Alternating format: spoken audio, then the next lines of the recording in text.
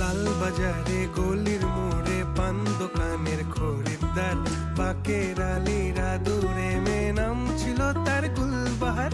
লাল বাজারে গলির মোড়ে পান দোকানের